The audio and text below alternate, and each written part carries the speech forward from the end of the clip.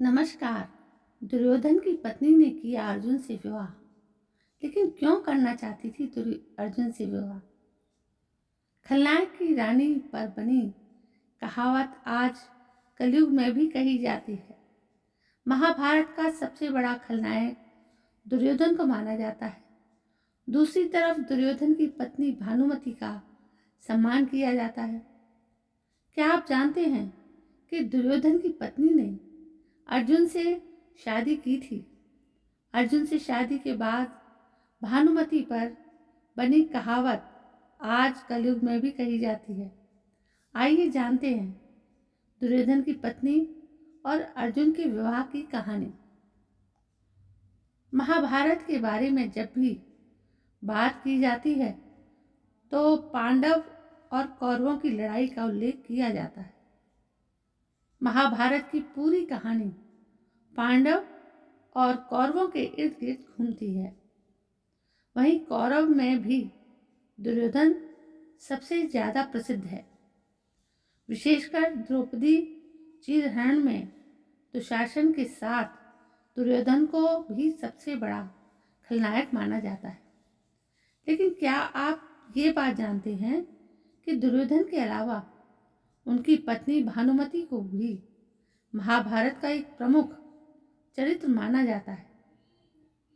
भानुमति ने दुर्योधन के साथ ही नहीं बल्कि अर्जुन के साथ भी विवाह किया था। आइए जानते हैं दुर्योधन की पत्नी को अर्जुन के साथ विवाह क्यों करना पड़ा था। दुर्योधन की पत्नी बनने से पहले भानुमति राजा चंद्रवर्मा की बेटी थी। जब भानुमति विवाह लायक हो गई तो भानुमति के पिता ने उसका स्वयंवर रचा, जिसमें दूर राज्यों से योद्धा शामिल हुए थे। इस स्वयंवर में दुर्योधन भी शामिल हुआ था।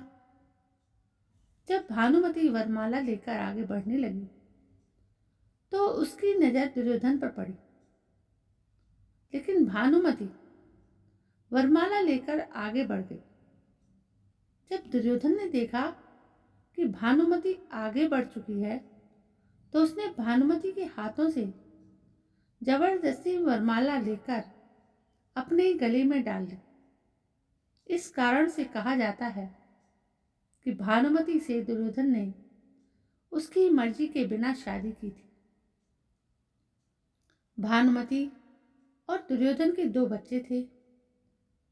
उनके पुत्र का नाम लक्ष्मण और पुत्री का नाम लक्ष्मणा था। भानुमति केवल सुंदर या रूपवती नहीं थी, बल्कि कुश्ती में भी निपुण थी। भानुमति कुश्ती के दाव पेच में दुर्योधन तक को परास्त कर देती थी। इसका कारण यह था कि भानुमति के पास ऐसी कुश्ती करने की ऐसी तकनीक थी जिससे बड़े से बड़े योद्धा भी हार मान जाते थे। कहा जाता है कि भानुमति के गुणों के कारण ही दुर्योधन भानुमति से बहुत प्रेम करता था और उसके पराक्रम से बहुत प्रभावित भी था। महाभारत के रक्त रंजित युद्ध में लाखों योद्धा मारे गए थे। श्री कृष्ण इस युद्ध का परिणाम जानते थे कि लेकिन कौरवों के अन्याय ने युद्ध को अनिवार्य बना दिया था। महाभारत के युद्ध में जब सभी कौरवों की मृत्यु हो गई थी तो गांधारी ने दुर्योधन के शरीर को वज्र का बनाने के लिए उसे नग्न अवस्था में आने के लिए कहा था, लेकिन दुर्योधन लज्जावश नीचे की तरफ एक कपड़ा लपेट कर आया था। इस कारण से दुर्योधन की जांघ का हिस्सा वज्र का नहीं बन पाया और इसी बात का फायदा उठाते हुए भीम ने लगातार दुर्योधन की जांघ पर वार करके दुर्योधन को मार डाला। दुर्योधन की मृत्यु के बाद भानुमति के सामने उसके दो बच्चों की परवरिश की जिम्मेदारी थी। भानुमति को लगने लगा था कि समाज में दुर्योधन के बच्चों को हमेशा अपमान सहना पड़ेगा। जब श्री कृष्ण को भानुमति की इस दुविधा के बारे में पता चला तो उन्होंने भानुमति को अर्जुन से विवाह करने का मार्ग सुझाया। श्री कृष्ण ने कहा कि अर्जुन की पत्नी बनने से भानुमति को भी समाज में सम्मान की दृष्टि से देखा जाएगा और दोनों बच्चों को भी कोई समस्या नहीं आएगी। यह बात मानकर भानुमति ने अर्जुन के सामने विवाह का प्रस्ताव रख दिया, जिसे अर्जुन ने श्री कृष्ण के कहने पर मान लिया।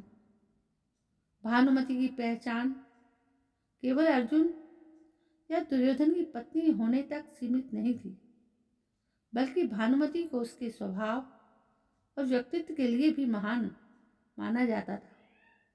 सबसे पहली बात तो यह कही जाती है कि भानुमति ने खुद दुर्योधन को नहीं चुना था, बल्कि दुर्योधन ने जबरदस्ती भानुमति से विवाह किया, इसलिए उसके चुनाव पर सवाल नहीं उठाया जा सकता।